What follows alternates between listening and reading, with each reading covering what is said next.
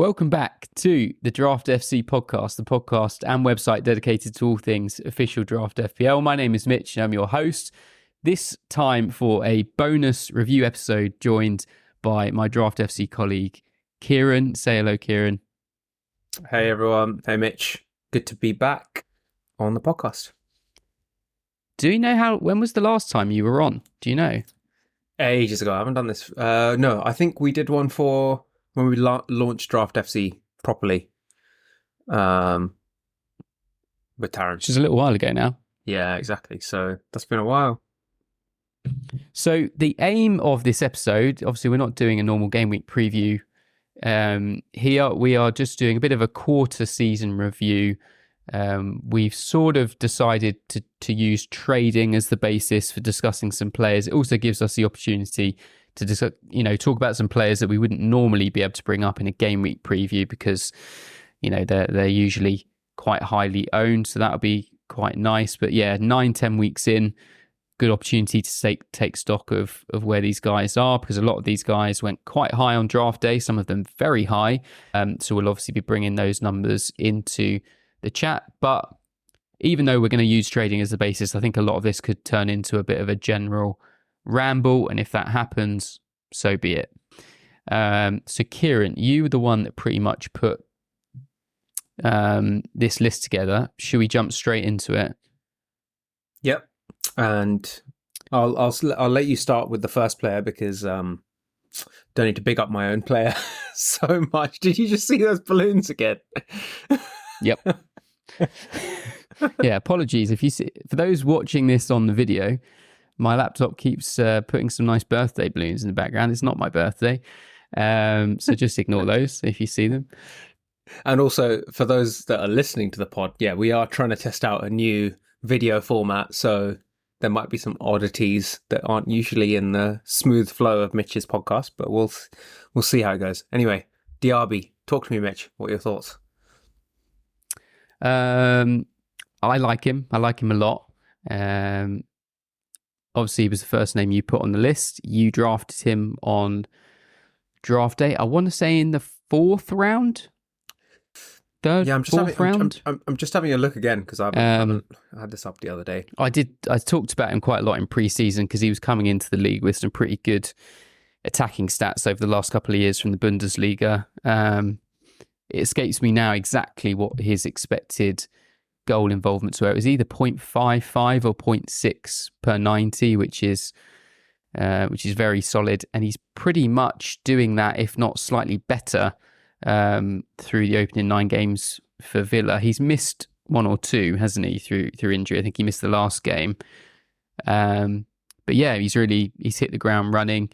Say we're recording this on Sunday the 22nd, so Villa are going to play against West Ham in an hour or two, and he's one of the players that you look forward to watching whenever you watch Villa, and he's a player I'd very much like to have in my own draft team. So I think my thinking on draft day was Aston Villa had a really good run in to the end of the season. Emery, ever since he's been at Aston Villa, has had a fantastic record. Just thinking that they would build on that, and Diaby has slotted right in. So he's playing up front as well, so almost like an out of position player, you'd say. And yeah, fourth round. So I was actually, as it was coming up to my turn, end of the fourth round, I was choosing between him and Solanke. We might touch on Solanke a little bit later in the pod, but just thinking that he would play for Aston Villa, which is a much better side, I decided to go for Diaby, and yeah, happy with that so far. Like I said, out of position player, can't really complain. Yeah, because Bailey's never really cut the mustard, has he? He has little spells where he looks good, but he's never really nailed down the starting spot. Obviously Buendia's injury was a big miss too. It's like none of the Villa, like Gerrard didn't fancy him. Emery doesn't really consistently fancy him either. He does score every now and then, but like that position was very much for the taking. So you saw, even without the Buendia injury, you knew Diaby was going to be starting. And he may even after this season, maybe someone bigger will be out for him because looks player. Yeah, and I say he's had no time needed to adjust, straight in there, and seems to slot quite well with Ollie Watkins up front. So, in terms of trade value, it's difficult because I'd say his value is about where his value is, if that makes sense. It's, you can't really over or undervalue him at the moment. Yeah, but who are you comparing like him to? So I would think, like, looking back on, like, let's say draft day, thinking of like those players in or around like the second round is where you'd probably pick him up. If you're drafting today, second round, maybe even like early second round is where we're looking at a player like that. So that's the kind of value where I would attribute to him. So I'm just looking now. So you took him on draft day. Where's he gone? End of fourth. Yeah, in the fourth. I think second is too high. I think there are still enough guys there. You think? Yeah, I think. Okay. I think he's. I'd put. I mean, if we're talking about, let's say, an 8 to 10 team draft, I would say he's a third rounder. Okay, say he's a high third rounder. Team. Yeah, that's fair. Yeah, eight team.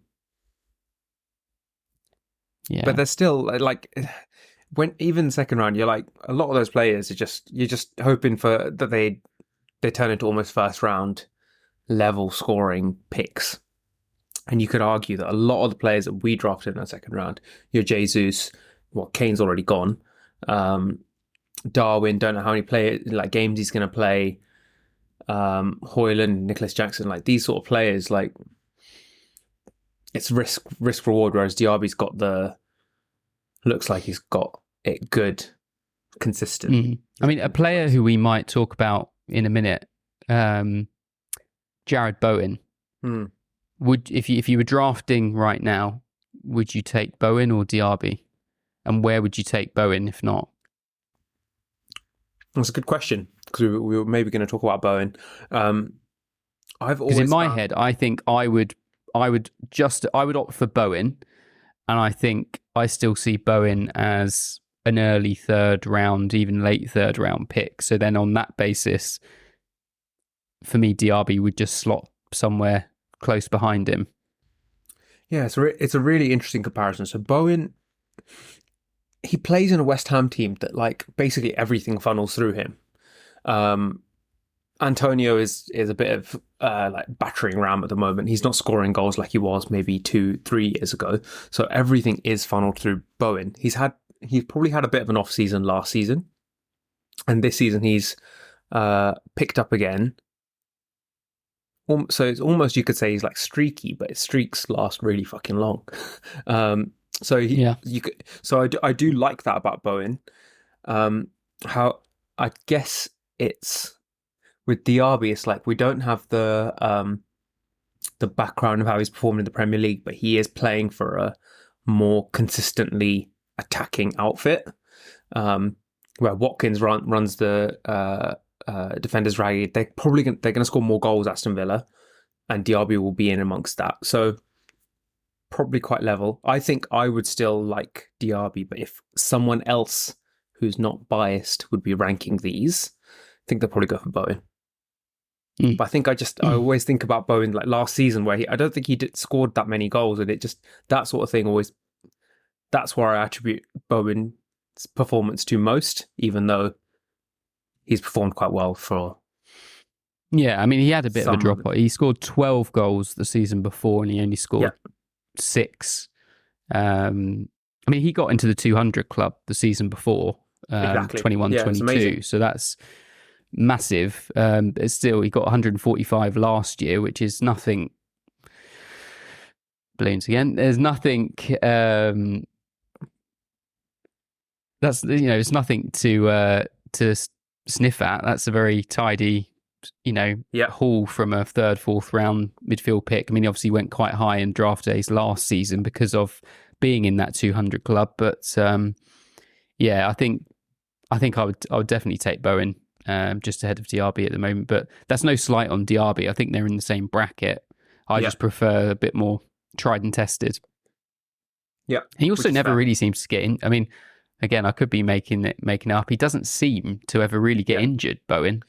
Yeah, and he plays just in always West there. Ham's midweek games as well. So it's not like he's like being rested a lot and things like that. He plays quite consistently. So fair play to him. Yeah. All right. So the next player on the list is Alvarez. Manchester City's Alvarez. Talk to me about Alvarez. What a start to Alvarez season. So City, you could tell something wasn't quite right with their attacking options and their sort of business as well. It's like, if this is the strangest summer that City have had for a good few years, and it's strange obviously because they just won Champions League, the treble. With Mahrez left, Gundogan left, they panicked, which they haven't done in a long while, and they paid Kyle Walker quite a lot to stay, which is unusual for them, and especially because they hadn't been playing Kyle Walker. But their attacking options just kind of dwindled a lot. So they at one point they had Haaland, Alvarez, Grealish, Foden. You could say Bernardo, but he doesn't really play up there anymore. So you're looking at those numbers, and by draft day it was kind of clear that Alvarez might be playing on the right wing. We were thinking, but I think Alvarez has become a player that's, whether he's playing in the front three or behind them, he's very important to that City team now. With KDB out, all of their central midfielders, again, that they felt a bit panic buy with Núñez and things like that, haven't really hit the ground running. You'd say Rodri, Bernardo Silva in the centre probably got nailed on, and then Alvarez and Haaland are probably the next names on the team sheet. And then apart from that, you got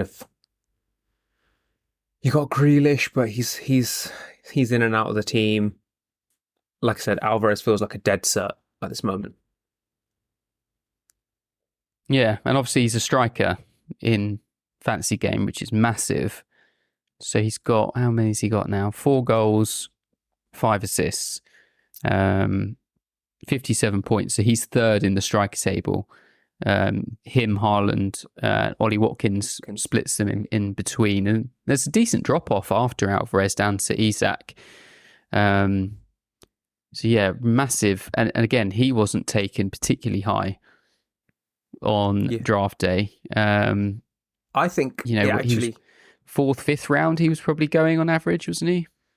Yeah, like on our draft day, the GOAT, our 3-time winner, took him in the 3rd round. And early in the 3rd round, it just felt quite early at that point. Like I had him later on in the 3rd round in our 11-team league. It still felt a little bit early, but he's just been vindicated with Alvarez's performance. And really good point from you as well that he's a striker, because Haaland's had injury problems before. And let's say he's out for a couple of month period, Alvarez is even more nailed than he is right now. And that's and playing centre forward would be an even bigger deal in the City team. So, again, you said on average 4th, 5th round. He's easy 3rd round now, maybe even pushing higher and higher, because again, he's got that forward position, and we know how hard it is to get a good forward in the official draft game. So I'll do what I did a minute ago, and bring in a player that we had further down the list to discuss anyway, Gabriel Jesus. Right now, if you had the choice of the two of them, who would you go for? Great question. I'd pick Alvarez. Who would you pick? So if you're saying Alvarez is, would you say 3rd rounder? He's easy 3rd rounder now, but easy though. Okay. Pushing up because I think Gabriel Jesus went too high for what he is right now, and if we're going to end up discussing Jesus, but Jesus he's been injured. He's not been that great. He's not looked that dangerous in terms of scoring, apart from that 1 goal so far this season. And there's rumours that Arsenal are going to go in for a striker, and there's consistent commentary that Arsenal need a proper goal scorer, so his minutes are not guaranteed for the rest of the season, whereas Alvarez's seemingly are, and I think that's why I'd pick him. How about you? Yeah, I don't think it's close. I think it would be difficult if you had Jesus in reality and someone offered you Alvarez, because you would have invested that draft pick, probably second round, I think where he was going on average. So, I just think you would have that sort of bit of a sunk cost involved there. But if you had it where you were drafting from scratch today, I think Alvarez 100% goes. I mean, it would be interesting to see if you drafted afresh today, how many other strikers go over Jesus.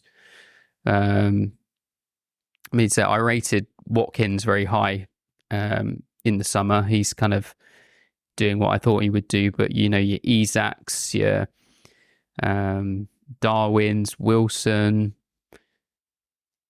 Do you take those guys over Jesus now as well?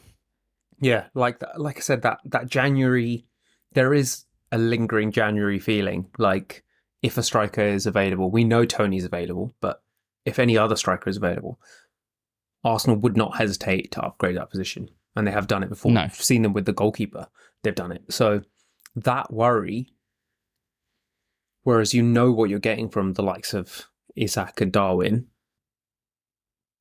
I'd rather go for those. Yeah, definitely. So I think that probably tells you all you need to know about trading him at the moment. If you've got him, you're probably not very keen to trade him away. It's difficult to make an offer for him. Obviously, he's a striker, so that keeps his value high. Yeah, you're absolutely right. Like, you got this sunk cost, and you also just think, like, if he hasn't scored so far, or he's only scored one or whatever, like, they're only round the corner. It'll come. That's what you're thinking if you own him. It's a hard one, but if someone offered me, if I had Jesus, and I've had Jesus a couple of times in draft, if someone offered me Alvarez right now, I'd absolutely take him. And who knows? There's affinities in your draft league, and you can play on them sometimes and get yourself a good deal. So maybe that will work out well for you. Yeah. Definitely. Speaking of affinities, let's talk about Gordon. Oh, do you really rate him, Mitch? He's all right. I could talk all day about Gordon, so I'll let you start and I'll finish it off. I can't believe the turnaround from this guy. He has looked proper awful, like, with no assists, barely any assists to his name, barely any goals to his name the last couple of seasons. And I remember when Chelsea were in for him at the beginning of last season, and Chelsea fans were shouting at Bowley at games, like, don't sign Gordon, he's shit. And what a mistake that turned out to be, because he has started half really the price well. of a Mudryk. Exactly. Oh, is that what we're using as a base calculation these days? Excellent chip yesterday from Mudryk as well. Yes. We were talking about Gordon. So Barnes injured. There is rotation risk in the Newcastle side, but looks like Gordon is one of the nailed positions now, and he's performing. And Newcastle in general seem to be able to, like, put some numbers on the board. Like, every couple of weeks they'll score 4 or score 5 or something like that. So having a player that's heavily involved in that, and he's had man of the match performances a couple of times this season as well. He's a big player to own, and in some leagues might not even been drafted, I would say, considering his previous performances. Like, didn't have a fantastic end to the last season. So yeah, go on, Mitch. Yeah, I mean, on that point, I was pretty confident he was going to start the season on the left, which obviously gives him the opportunity to stake a claim to that. I think there were a lot of draft managers out there who were reasonably certain that Barnes would have that spot on the left. I mean, part of it was a bit of a touchy-feely. There was nothing numbers about it. I just thought he's been there far longer. Barnes was only signed in the summer. I think it would be unfair to not give your £50 million signing a go at actually getting a run in the team. So, I think he did go undrafted in a lot of leagues, particularly sort of normal 8 to 10 size leagues. I don't think he went in all of them. Obviously, he puts in 110%. Now that has got him in trouble because he's already had to miss a game with 5 yellow cards, which is a bit annoying. But I mean, I wouldn't be surprised if he goes on a run now for the rest of the season where he barely picks up a yellow card. I can imagine that someone would have just had a word with him on that week off, if not before, and said, it's all well and good. We want you to carry on doing this. Just be a little bit smarter about it. And I wouldn't be surprised if he literally goes like the next 20 games and gets 1 or 2 yellow cards. So I'm not too bothered about that. But it's just his skill set is so versatile. He can dribble past people. He can cross the ball. He can shoot. He can play deeper and link it up. He can skin pretty much most right backs in the league. We've not really seen him play as a false 9, but I don't see why he couldn't do that. I just think it could almost waste his talent playing him that far forward. You almost want him breaking through the lines. And he's just done what he would have set out to do pre-season, which is put in performances which make him undroppable. Barnes owners, he's injured now, but Barnes owners got out of jail because he was coming on for 25 minutes. Newcastle were blowing teams away and he was still able to pick up a goal in a lot of those substitute appearances. But obviously now without him, obviously Joel Linton was getting the odd game up on the left. The drop-off between Gordon and Joel Linton is huge. Now the thought of putting Joel Linton in that high wide left position is just not on the radar for that spot at all. It is basically Gordon's spot. If they're having a big game, it's going to be him playing there. It's just that the issue with the Champions League games and the Cup games and how they juggle those and which ones they choose to favour. But, the other thing is, like you mentioned, they can blow teams away. We saw it yesterday, 4-0 against a Palace defence, which is usually pretty steady. To put 4 past Palace is not easy. They keep things tight. And it just means everyone can get on the score sheet. They normally get spread around. I mentioned on, I don't know if it was last pod or the one before, that you've got to be careful with the stats padding from that win against Sheffield United. Because there were some just ridiculous underlying stats from pretty much all their outfield players. So if you deduct those stats, some of the players don't quite look as polished as they... I think it was yesterday on Match of the Day. I was flicking through it, but Shearer was talking about how they're first for expected goals, they're first for this, first for that. But if you take out the game against Sheffield United, I'm not saying they're not good, but they're certainly not first in all of those games. But Gordon's been doing it consistently every game he plays. He's just stands out. If you didn't know anything about Newcastle when you're just watching them for the first time, he's the one that you'd be looking at. I say he would have been someone with very little draft day capital invested on him. He would most likely have been picked up off the waivers. And whoever did pick him up, no doubt, has hung on to him. I think if you were drafting from scratch now, he would probably go late 3rd, early 4th. Yep. Conservatively, I think that's probably fair. Yeah. Was thinking around 4th. So I think that's fair. And I think I think you've hit the nail on the head. Like, it's his position to lose. And someone has had a word in his ear because Barnes is out at the moment, but when he's not and he's missing odd games because he got a stupid ban, he might not get that position again for a good few weeks or whatever. That might be Barnes' position to lose. So he someone will have spoken to him about that, and I think he will be a bit more careful. But the one thing I would say is that Newcastle are in this weird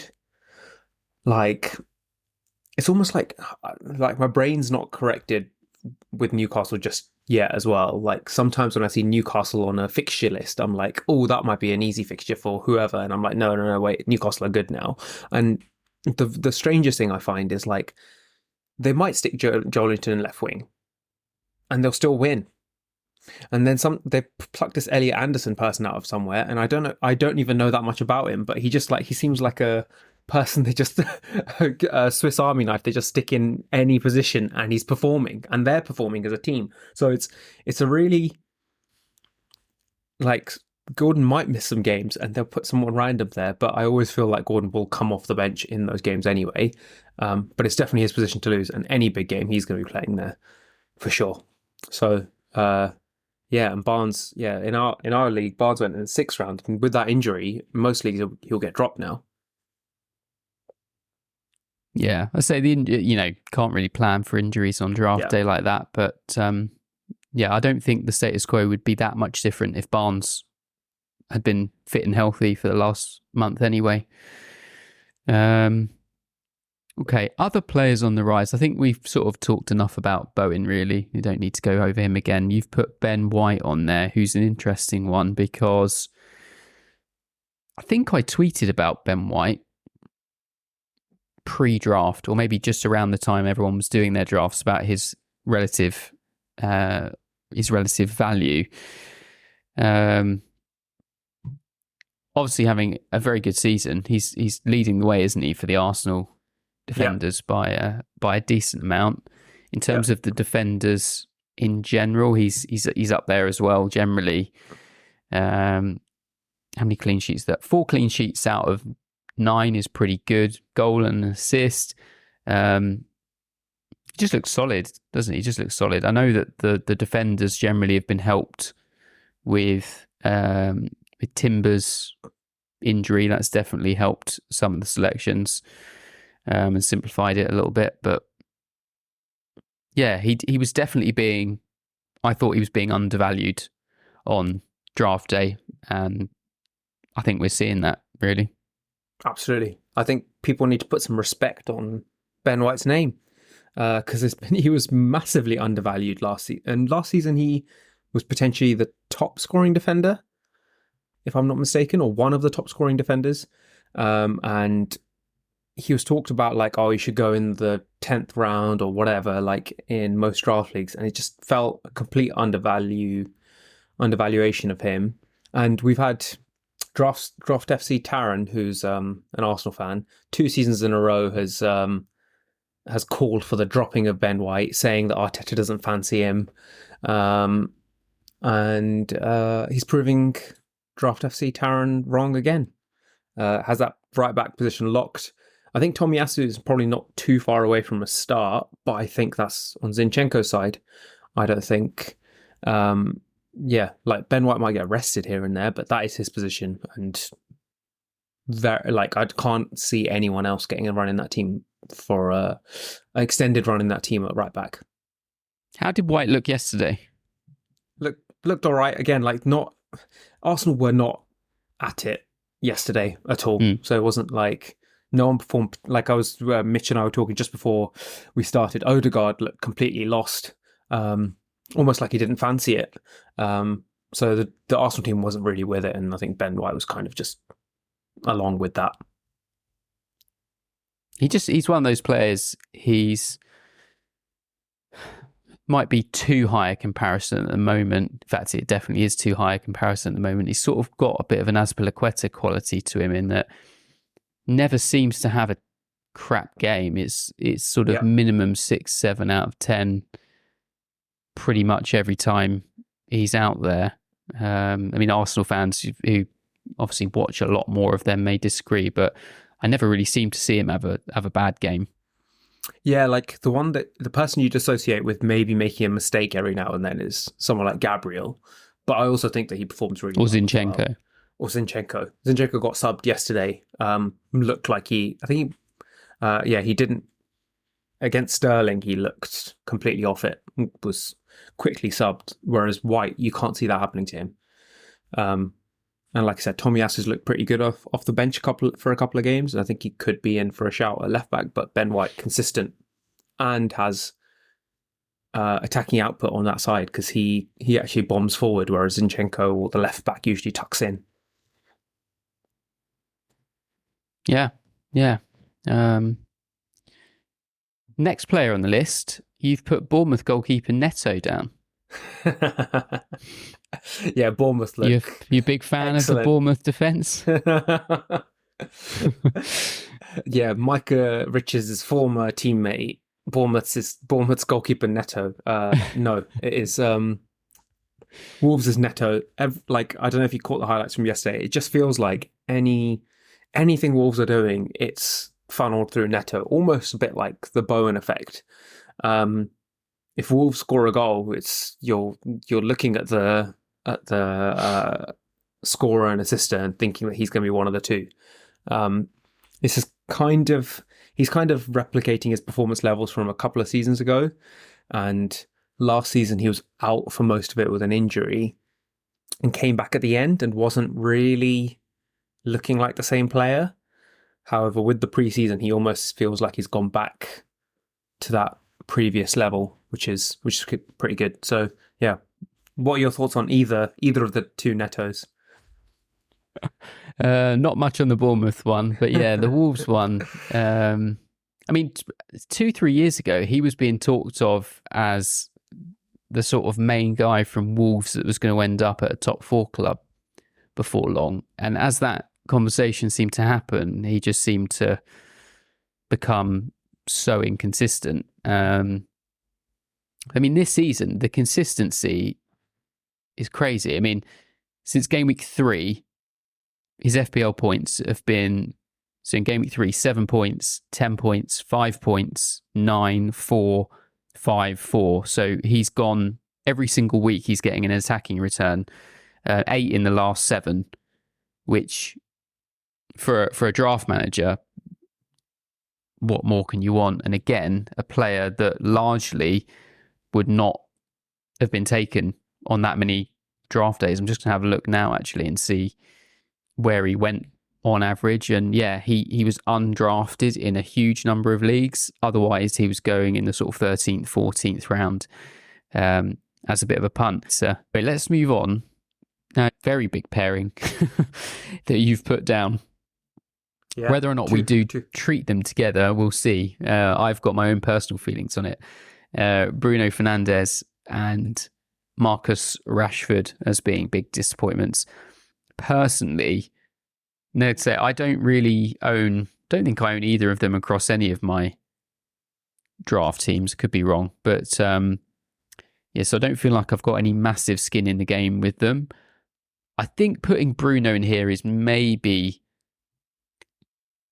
slightly not unfair, but certainly less fair than Rashford. I think Rashford's definitely a name to be talked about in here. Now, they're both underperforming relative to expected stats, but also relative to what we've seen them do in the past. But I think for me, Rashford is got to be the big. I mean, if you take Kane out of the draft rankings from the summer, Rashford was the highest drafted player behind Haaland and Salah. So he was essentially third overall especially in I looked at our league size, so I'm guessing it'll be similar. He'd be third or fourth overall in the draft rankings, which is massively high. Now he's sitting on 1 goal, 2 assists, I think, so far. I mean, if you look at it in the context of the whole league, factoring in that draft position, he is just so far off the top performers. You know, there are numerous players that have put up that number of attacking returns that Rashford has for the season so far in a single game week. You know, like, can't even think of them off the top of my head now, but there are definitely players that have got a goal and 2 assists. Alvarez, probably. Yeah. Ollie Watkins, I think what did he get? Like a goal and 2 goals and in a single game week. So, I mean, I think part of it is United in general. They've not really put together a totally adhesive performance. They never all seem to be on the same page Obviously, the starting 11's been all over the place, which doesn't really help. But just individually, Rashford's decision-making seems to be almost universally wrong at the moment. He crosses when he should shoot. He shoots when he should crosses. It's almost like he needs to put a filter on, which is if he thinks about shooting, his brain should go, oh, maybe we should cross. And if he's going to cross the other way around, because it just, nothing seems to look right. Factor in as well, when he does make the right decision, the execution isn't there either. So just not a very good combo at all. Yeah, sorry, a bit of a rant on Rashford there. What were your thoughts on it? No, I think it's a fair one. I think my thinking with like putting those two together is that United haven't really got going this season. I think, to be fair to Ten Hag, I don't think they had a fantastic start to the beginning of last season. But last season, you can kind of attribute it to him coming to a new league. Still the Ronaldo factor, which he smoothly resolved. Not so smoothly, but like quickly resolved. Like that sort of things. Whereas this season, you can't really... like their performances haven't been good enough, I think, for a manager to be in their second season performing in the way like nonsensical the way that they try and play football at the moment. It's just not good enough. And Rashford and Fernandes, both first round picks in many leagues, have not performed well enough. But also, I think they're just not. The tactics haven't been right. They're not playing like that Ten Hag Ajax team everyone had in their mind when they signed this manager. And absolutely right about Rashford. You're saying that like he's consistently making the wrong decision, and it's a bit sad, but also it's just like quite staggering how consistently he makes the wrong decision. And with someone like Højlund up front, when you get the ball to him, like he looks like he can move around, he can score a few goals. He can put the ball in that. Yeah, if he can make a few right decisions. But like, yeah, even I don't know if you caught up with the highlights yesterday. There's a moment where I think Fotheringham's just passed it to Rashford, and he's out of goal, and Rashford decides to pass, and it's totally the moment to shoot. And again, so he's just constantly making these decisions. Any manager that has picked him up has obviously got last season's stats to go off and feeling that at some point it's going to all click together. And like I said, to be fair, Man United did stop slowly and poorly last season, but they need to figure this stuff out quickly. Otherwise, you're still like, if you own these players, you're still going to keep hurting for a few weeks while they figure it out, because you couldn't tell me what Man United's strongest 11 is. Because that midfield position, you don't know where Fernandes kind of should play. Should Fernandes be on the right? Should Eriksen be in there? Should Mason Mount be in there? Amrabat just signed. Should it, like, none of these, like, not having that settled first 11 is, I don't think it's really, really working for their football at the moment. Yeah. So if you ignore the players that haven't really played much or who've been injured, I think Rashford has to be relatively the biggest disappointment from pre-season draft day value to what he's done so far after 9 weeks. And he's played 810 minutes. He's played all minutes of all 9 games. So there's been he's not been subbed off early. He's not been subbed on. He's been there for every minute pretty much that they've been on the pitch in the league. And it's just not been good enough, really. It's just not been good enough at all. So trade value. I mean, look, United's fixtures coming up, not bad at all. I was looking at them this morning. So they've got the City derby next week, but after that, Fulham, Luton, Everton, definitely some games there to turn those stats around. I mean, if you're looking at someone to buy low, Rashford is someone I'd still be interested in. I put a lot of credence on someone that's been in the 200 club, and he was in that 200 club last year where there were not many players that broke that line. So he's not really vastly any different. It's just something mentally not quite right, and the team around him isn't quite right, and it could literally change at a moment's notice, and suddenly he's running away scoring every week. So if someone was looking to offload him, I would 100% be interested in picking him up. It's just who what would the price be? Yep. For a lot of Rashford owners, probably still last season's price, which...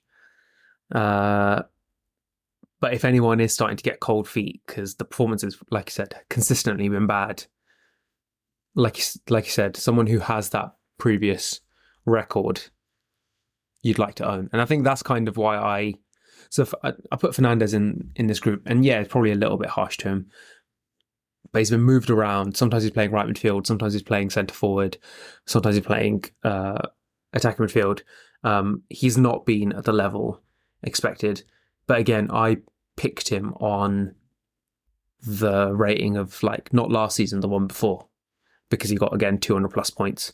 And again, that's something you'd like to have in your team because that's a really high upside in a player.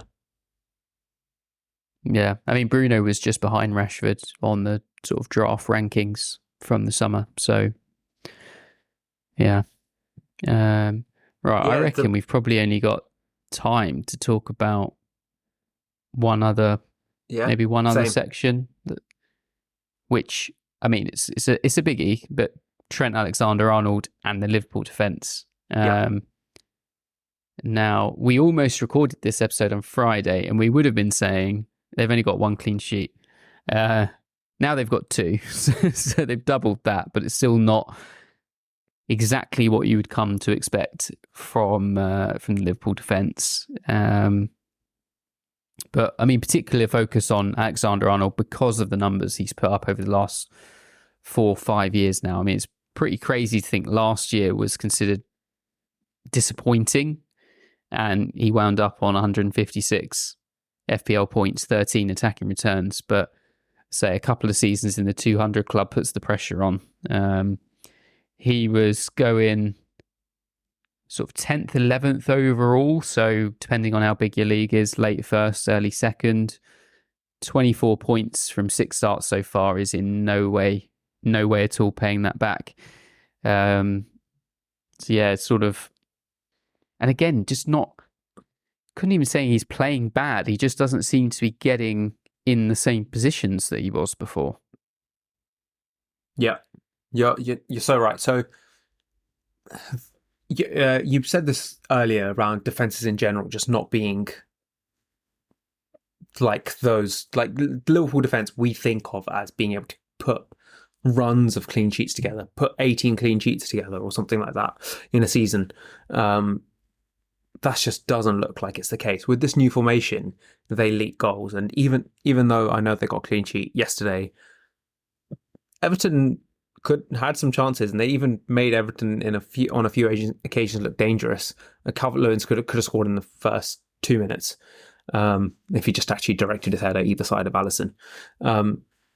The formation seems to work really well in the attacking phases of play, but the defensive ones, I don't know whether Trent is still caught in how to transition back to the back four or what, but they've not looked like a solid back four, and lost Robertson for a little while now as well.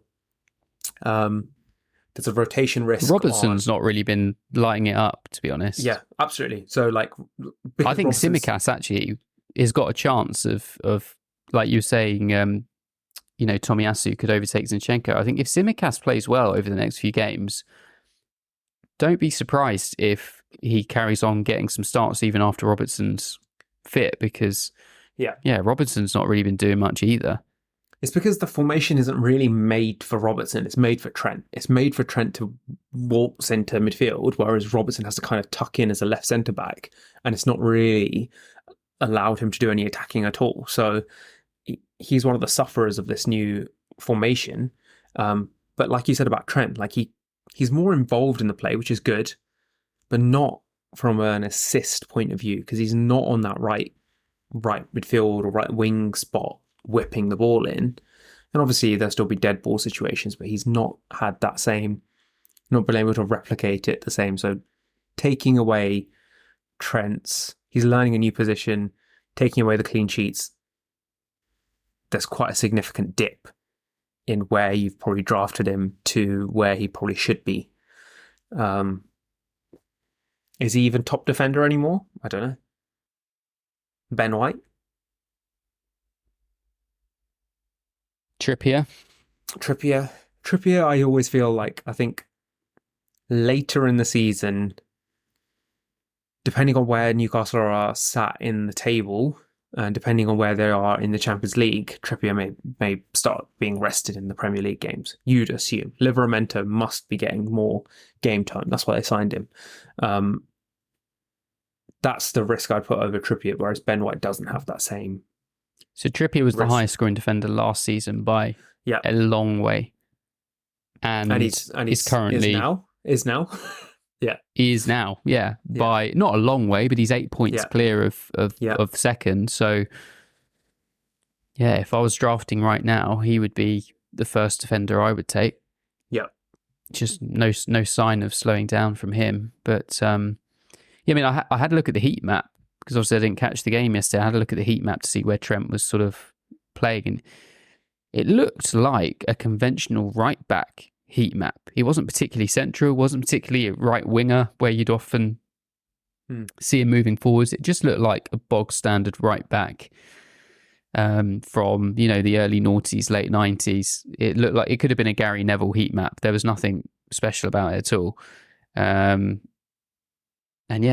Liverpool's defence used to be their attack.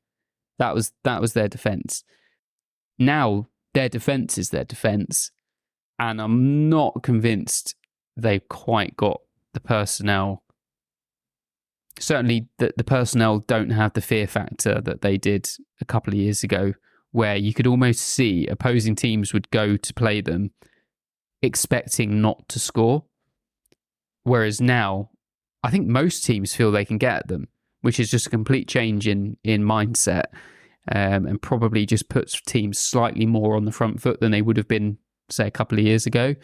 And we're seeing, I mean, even Van Dijk doesn't quite look the beast that he used to. If you get him one-on-one, you can skin him. There's no real solidity in his centre-back partner. I mean, Robertson probably is the most solid defensively. But even he's made mistakes. So,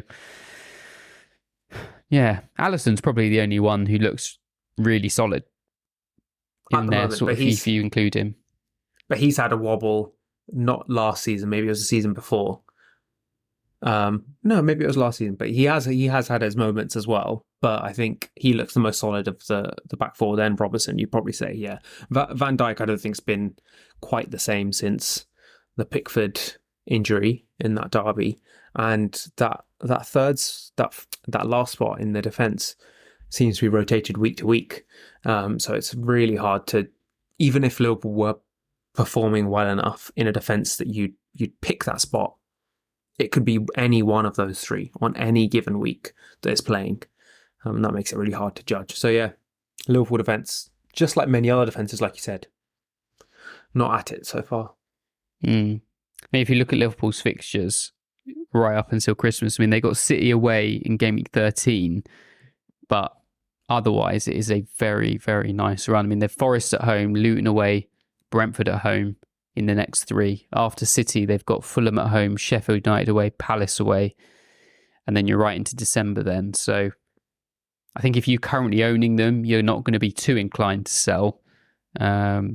And I'm not sure if you're looking to drag one off an opponent, whether you're going to get the fairest deal right now, particularly off the back of a clean sheet yesterday, a half-decent performance. I know it was against 10 men, but it feels like the time to buy low on them was maybe last week, and stocks are going to be starting to creep up again. Yeah, you're right. Although, if someone offered you Van Dijk, would you take him?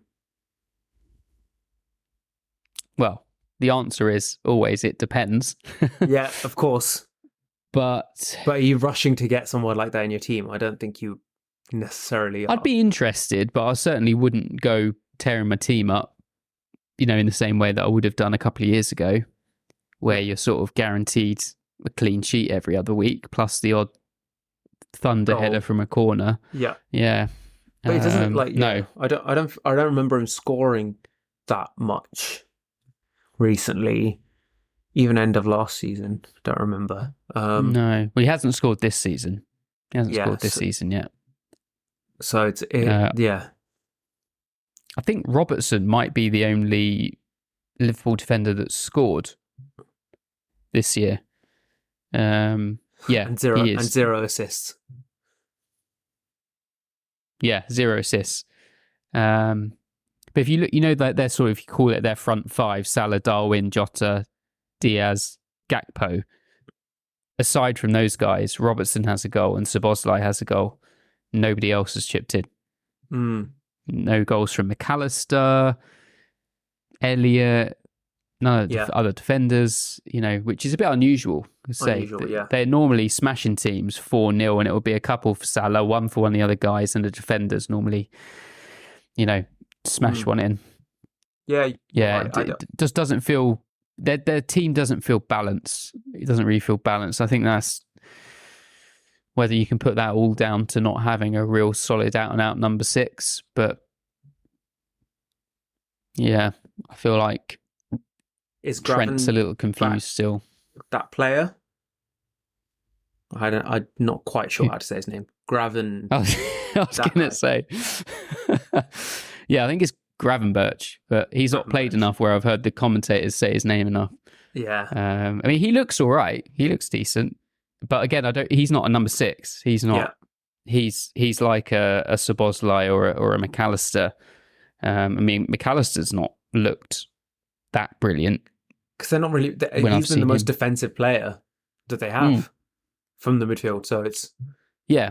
Which, if you think about the McAllister they bought from Brighton, that's not really what he was doing that kind of made him really enter our consciousness. He was on the edge of the box. Yeah. Curling them in for that number 10 position. So, yeah, it feels a little bit shoehorned. It's not to say he can't do it, but he's not your dominant out-and-out number 6 that I think they need to make that style work at the moment. But okay, right. Well, I think we leave it there for now. Sounds good. Just over the hour mark. Just over the hour mark. I think there's definitely a few other players we could have talked about, and maybe we just save those for next time. Unless, if anyone particularly wants discussion on a certain player, we can bake it into another show. Yeah, absolutely. Yeah. So obviously, if you don't already follow the pod, then give us a follow on whichever platform you're listening to. If you are watching this on YouTube for the first time, make sure you hit that subscribe button. It feels so weird saying that aloud. I feel like such a twat. You're an influencer now, bro. Yep. So I'll do click the subscribe button. For those watching on the visual, I have to apologise finally for all of the balloons. I will look to suss out why I was getting this fanfare of balloons, which I have to say, hats off to Kiran for managing to politely ignore that throughout. We'll work out why that was going on and sort that out for the next one. I think we will probably try and do this a little bit more. There you go, right on cue. I think we'll try and do this a little bit more because the gaming previews are all well and good, but as I said at the beginning, it gives us an opportunity to talk about some of the more heavy-hitting players that we can't really bring into the discussion week to week because they're not available. So, So, and obviously, if you wanted to message us about players to bring into these discussions, then the easiest way is on Twitter or X. Give us a follow at draft_FC and DM us on there. Whether that's just to throw a player suggestion, ask about your team, ask about a trade, whatever it is, we're always happy to talk about drafts. So, hit us up with a message there. So, I don't need to say best of luck or anything like I normally do on the game previews because this is just a nice little bonus one. But yeah, I'll say goodbye from me until next time. Yeah, and I'll see you guys on a different pod sometime hopefully soon. Stay shook. Stay